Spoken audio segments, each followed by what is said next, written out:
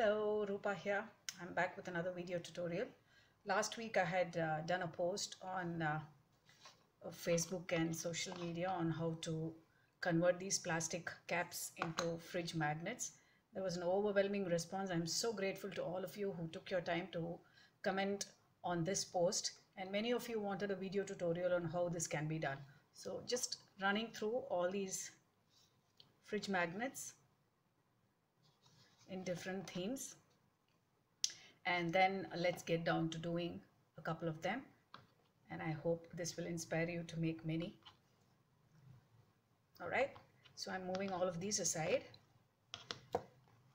Very simple things required, nothing fancy. Yes, you need plastic caps like this. I think this would be about 2 to 3 inches. Hang on. Yes, it's about 2.25 inches, 2.25 the diameter. Okay, so that's the size of this lid. It's hollow at the back. So what I have done is, firstly, taken an old text paper. Just want to run through the initial stages. Don't catches your fancy, which is just lying around. I have just decoupaged that onto this lid using the decoupage glue, okay, of your choice, and I've just let this dry. Meanwhile, as this is drying, I've taken a cardboard piece, cut a circle, and fixed it at the back. So that's the backing that goes into the lid. The next stage would be to take any tissues, decoupage tissues that's lying around, and then do the decoupage on the lid. So I have intentionally done one lid in a very vintage tone of text paper. This is from Mills & Boon, and this is from another children's notebook, which is a little whitish. So what I do basically is, just so to dull the script that is on the text, what I do is I do a light water wash of gesso on top of it. The script is not too prominent. Sorry about that. Okay, so just a little water wash here. You don't want the script too prominent. Okay.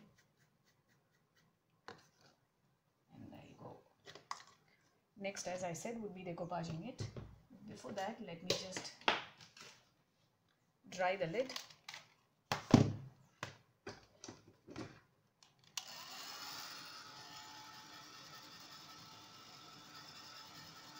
I'm sure you must be having a lot of lids like these.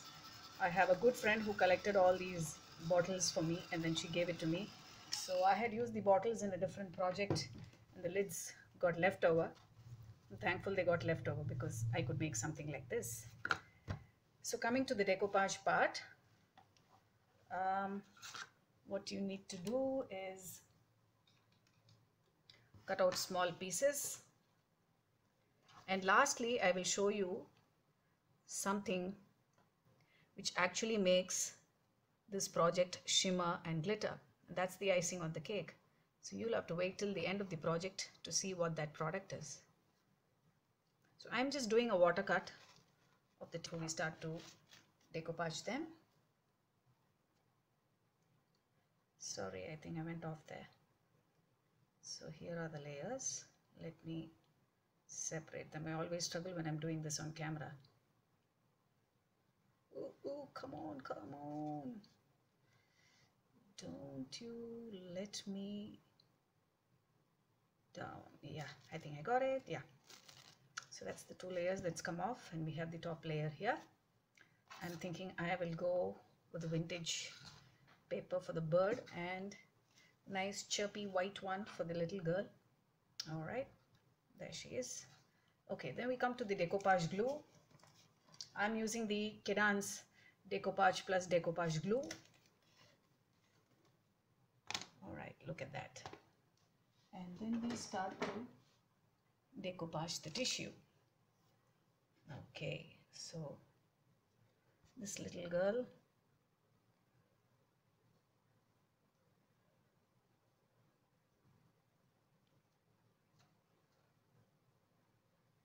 nice and happy on a wheel.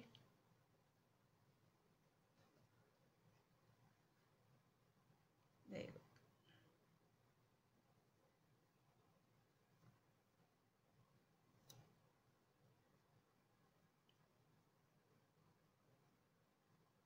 So you can decoupage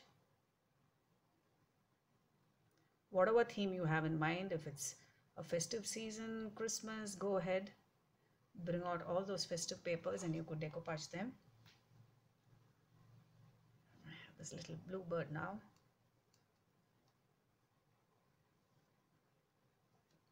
These tiny little things make it so worthwhile. I mean, if you can transform something small like this and have them as decor pieces, brings so much joy. Otherwise, these would have just ended up in a landfill. Gives me immense pleasure every time I recycle or upcycle something in plastic. As much as you don't want to use them, but what do you do with what is available already? You might as well give them a new life. So here it is, the little blue bird sitting on this. So what I'm going to do is dry this and then come back. Okay, so these lids are dry, the decoupage glue has dried, and so is the backing. The cardboard backing is nice and snug here.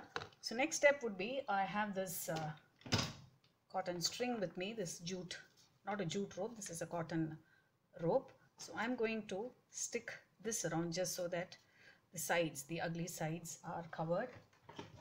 We don't need to show the plastic. I'm using a glue gun here. So that kind of covers the cardboard also. So I'm starting from one end. So where the cardboard is stuck, kind of covers that circle here. So I basically put the glue for the first round.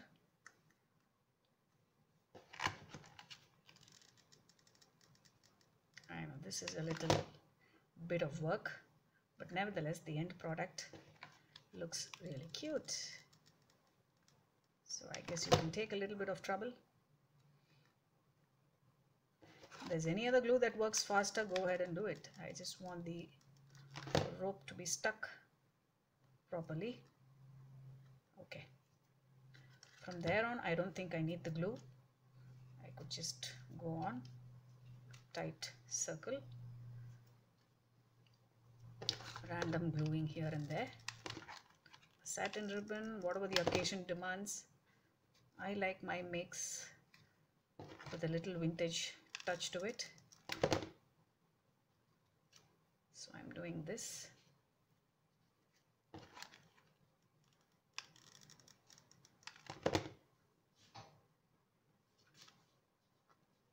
So you see that the rope is covering up till the lid now. I shall snap the cord here. Let me do the other one and also come back. So here are the two lids. So I have done the rope thing around the sides. Next would be to give some sort of color at the back. So you could choose any colors of your choice, acrylics, chalk paints, whatever looks good. So I'm going to use some multi-surface colors. I have this one in green, and I think that little girl can have a bit of sunshine. I'm going to choose a nice pretty color for her. So just take a brush.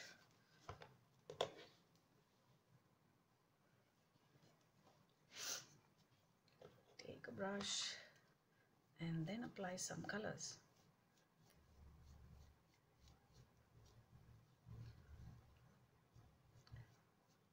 Colors of your choice, anything that will make this look nice and bright. Like I said, whatever your theme, according to that, you could apply the colors.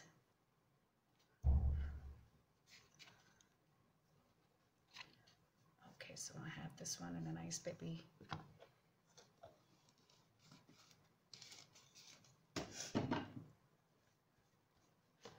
I'm looking at giving the birds a bit of greenery around. So there you go.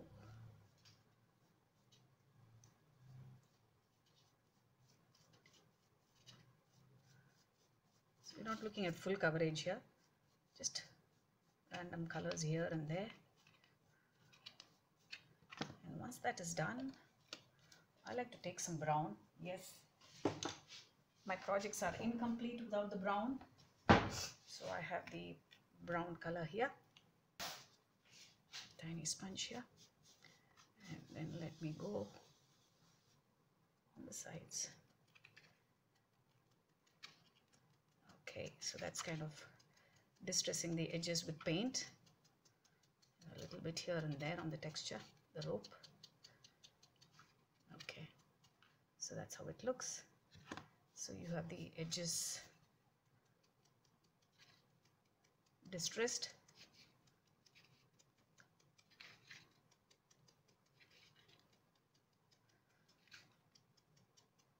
Alrighty, now we come to the main thing, the icing on the cake.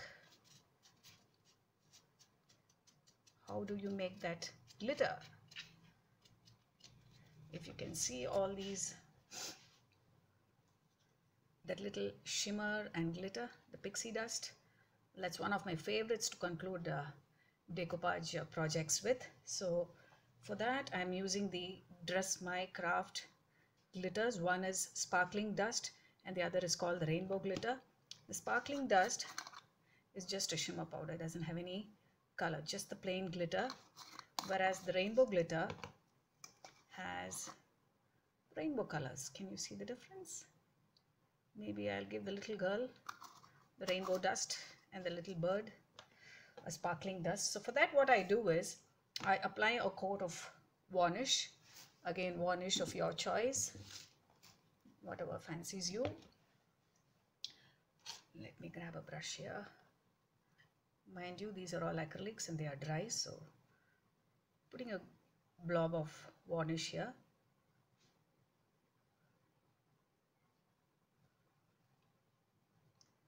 Okay, so now before the varnish dries, I think the varnish is there everywhere, yeah, varnish dries, I'm going to sprinkle the dust. So for this I'm going to use the sparkling dust. I'm doing it just where the bird is, so he gets highlighted nice and shimmery. Just a pinch of the dust.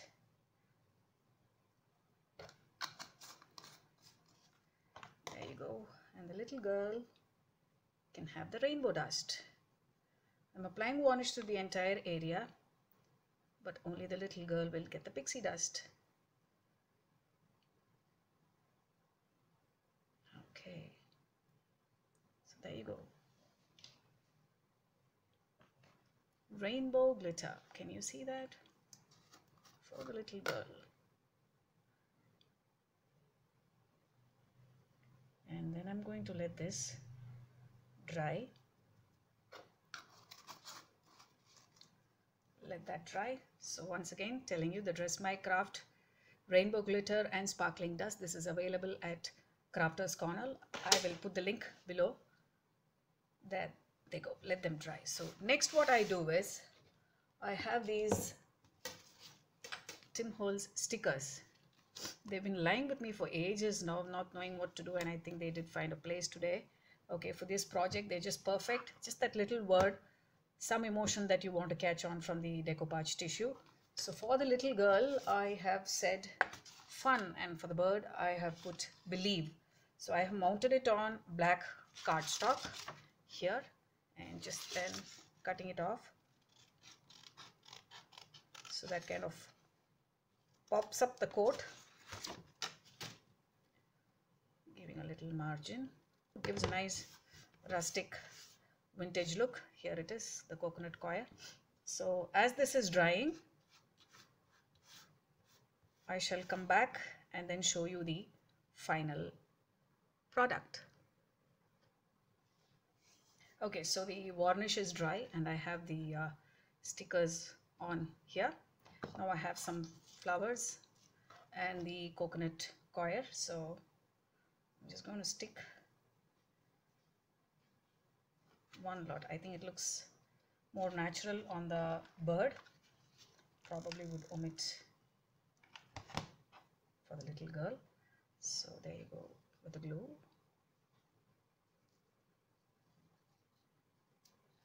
some coconut coir. And then got some blue flowers. So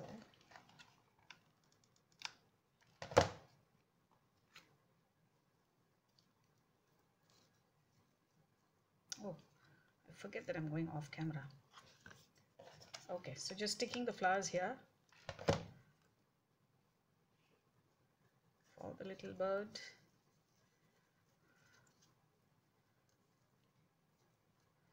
Alrighty, there you go.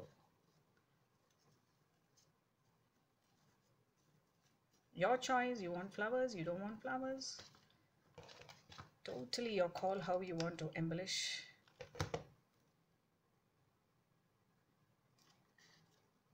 The little girl wants to have fun. Okay, and then I'm just going to trim these overhangings here. Doesn't come in the way when you are hanging it. Okay,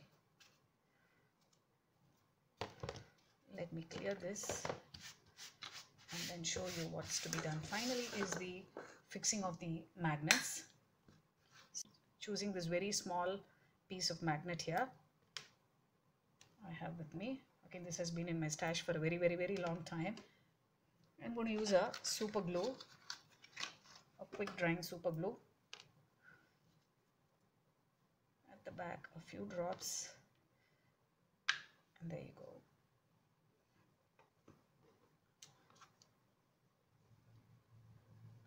And as I'm talking to you, the magnet would settle on the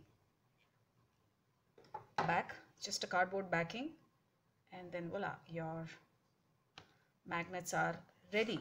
You can choose to color the back if you think that it looks plain and not so catchy. So just showing you, this is a magnetic sheet and I have the magnet stuck onto it. So that's pretty much this project. I hope you enjoyed it and would give it a try. And as I said, the icing on the cake is the Dress My Craft glitter dust. Please do get them. This project is definitely incomplete without that. I had great fun doing this for you. Thank you as always for your overwhelming response to all my projects. I look forward to doing a tutorial soon. Until then, bye bye.